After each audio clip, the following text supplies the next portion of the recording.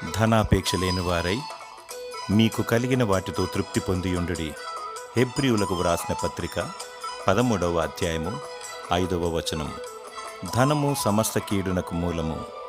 ధనముంటే గర్వము తాండవమాడును. ధనమున్నచో దైవాన్నే మర్చిపోతాము. ధనవంతులైనచో ప్రార్థన జీవితముండదు.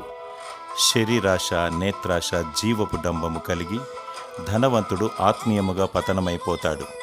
సంపద కోసము, పేరు కోసము ఏ చెడు పనైనా చేయుటకు వెనకంజ వేయడు.